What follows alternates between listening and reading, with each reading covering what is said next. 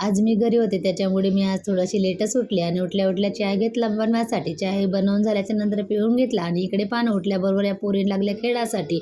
लहानपणीचा खेळ. मग मी इकडे सगळं भंगारचं सामान होतं एका चोंगडीमध्ये भरून ठेवतच होते. तुम्हाला माझ्या त्याच्यामध्ये रांगोळ्यासुद्धा भेटल्या. हे आमच्या बुलबुलनं टाकून ठेवून दिल्या असणार तिथे. मग आता उन्हाळा लागला म्हटलं मग बाटलासुद्धा घासून घेतल्या आणि छान अशा भरून त्या फ्रीजमध्ये ठेवून दिल्या.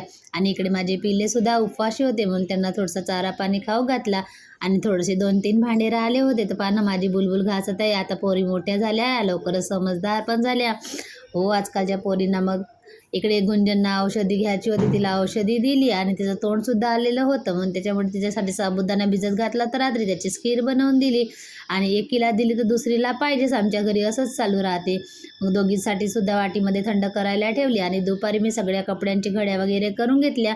मग झाली सायंकाळी मी स्वयंपाकसुद्धा बनवायला घेतला. सगळं स्वयंपाक बनवून झाल्याच्या नंतर हिचे पप्पा आले ड्युटीवरून आणि त्यांनी आणला होता पोरींसाठी खाऊ. ती पानं बुलबुल गेली खाऊसाठी आणि चौघी बहिणीने मिळून खाऊन घेतला. चला भेटू दुसऱ्या ब्लॉगमध्ये.